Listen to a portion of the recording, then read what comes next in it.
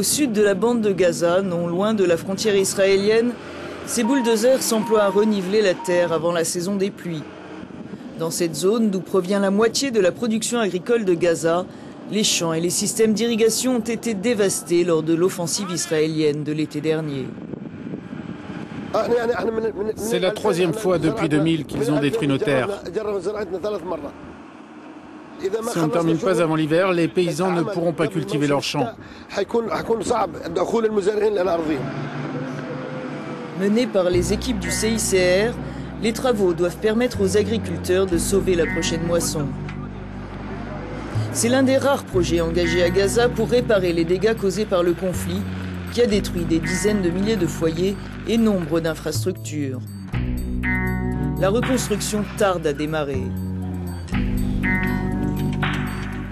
Outre le blocus imposé par Israël depuis la prise de contrôle de Gaza par le Hamas en 2007, un mécanisme complexe de surveillance restreint l'entrée et la distribution de matériaux de construction en provenance d'Israël dans l'enclave palestinienne. À Jérusalem, le gouvernement israélien craint notamment que le ciment ou l'acier soient utilisés à mauvais escient.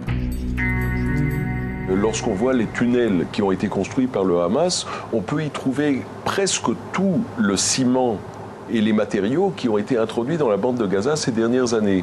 On nous disait que le ciment était destiné à la construction d'écoles, d'hôpitaux, de bâtiments publics, et en fait, on l'a retrouvé dans les tunnels du Hamas. À partir du moment où le Hamas comprendra qu'il ne doit pas utiliser les matériaux qui rentrent à Gaza pour se renforcer militairement, nous pourrons coopérer beaucoup plus. Seules quelques centaines de tonnes de ciment et d'acier ont été livrées.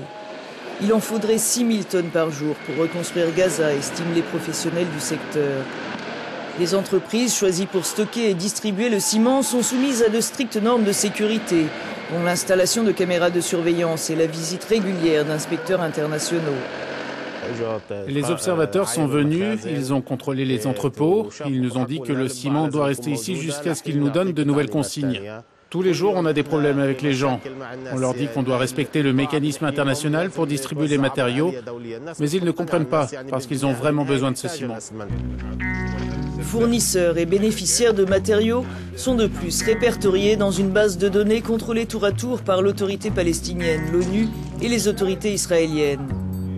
Chaque projet de construction doit être approuvé par Israël. Le secteur du bâtiment, qui emploie une grande partie de la main-d'œuvre à Gaza, est à l'arrêt. Aujourd'hui, toute l'économie du pays est paralysée, détruite. En plus, l'hiver approche, ce sera très dur pour ceux dont les maisons sont détruites. Les gens souffrent beaucoup. La destruction de quelques 350 sites industriels laisse des milliers d'ouvriers sur le carreau. Cette usine de confiserie, la plus importante de la bande de Gaza et de Cisjordanie, générait 450 emplois directs et autant d'emplois indirects. Même si elle obtient le feu vert pour la reconstruction, l'usine n'est pas prête de renaître de ses cendres, explique sa directrice. Même si les matériaux étaient disponibles sur le marché, nous avons besoin d'argent, de cash, pour acheter et reconstruire l'usine. Et pour le moment, nous n'avons pas cet argent, ni aucune aide de qui que ce soit pour commencer les travaux et les réparations. Aux yeux de nombre d'observateurs, l'accord conclu sous l'égide de l'ONU pour reconstruire l'enclave ne fait que durcir le blocus israélien sur Gaza et créer une situation potentiellement explosive.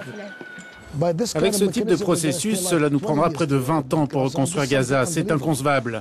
On n'arrivera jamais à reconstruire Gaza. Nous allons forcément échouer. Chaque jour, je me rends à mon bureau et 200 personnes viennent me voir. Elles rentrent dans mon bureau, elles me crient dessus, me menacent. Ils disent « Que faites-vous pour nous ? Rien. Votre gouvernement ne fait rien. » Si nous échouons en tant que gouvernement de consensus, nous allons avoir un problème ici. Cela va déstabiliser encore plus la région, j'en suis persuadé. Censé incarner la réconciliation entre le Hamas qui contrôle Gaza et le Fatah qui domine l'autorité palestinienne en Cisjordanie, le gouvernement d'unité nationale palestinien n'en subit pas moins leurs différends. La relève prévue des forces de sécurité du Hamas par celle du Fatah au poste frontière de Kerem Shalom, au sud de la bande de Gaza, se fait notamment attendre, ce qui ralentit encore plus la mise en œuvre du plan de reconstruction. La communauté internationale a promis de débloquer plus de 4 milliards d'euros pour aider l'enclave palestinienne. L'Union européenne a annoncé une aide de 450 millions pour 2015. Mais pour son représentant en Cisjordanie et à Gaza, comme pour tous les observateurs, l'aide économique ne pourra assurer seule l'avenir de la région. Le véritable défi est de faire en sorte, maintenant que nous avons cet accord, qu'il soit mis en œuvre de bonne foi. Je ne pense pas que l'accord lui-même soit une réponse à tous les problèmes qui accablent la bande de Gaza. La seule solution durable qui existe pour Gaza est évidemment politique, une solution politique entre Israël et Palestine en termes de processus de paix.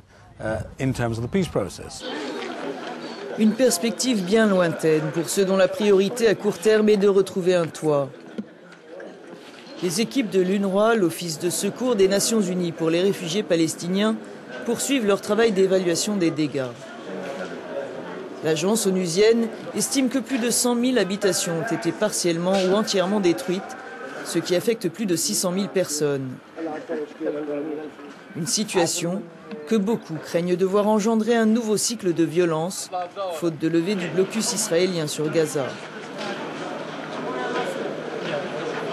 Le temps de l'action humanitaire seul est révolu. Nous avons besoin d'actions politiques, en particulier de la part des Européens et des Américains. Ils connaissent parfaitement les leviers à actionner d'urgence car l'impact humanitaire à Gaza est accablant.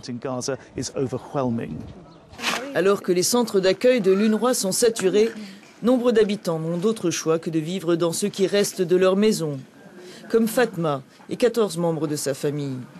Les maisons qui, dans son quartier de Shejaya, bordent la frontière israélienne au nord-est de Gaza, ont été particulièrement ciblées. Tout menace de s'écrouler et les enfants sont malades. Des ingénieurs sont venus dire à Fatma qu'ils ne pouvaient pas rester là, mais il n'y a nulle part où aller. Et le propriétaire des terrains alentours refuse que des caravanes y soient installées, nous dit Fatma. Des inspecteurs internationaux ont promis de faire reconstruire sa maison. Elle n'y croit plus. Beaucoup de gens sont venus. Et puis rien. Ils viennent, ils parlent et ils partent. On n'a rien vu de concret. Ils viennent, ils regardent partout, ils filment, ils font des meetings, ils parlent et puis ils s'en vont. Le monde arabe et le monde entier nous regardent et ne fait rien pour nous. Ils viennent nous filmer, ils regardent les gens souffrir, voilà. Ils nous regardent, ils disent « Ah, vraiment c'est triste » et c'est tout.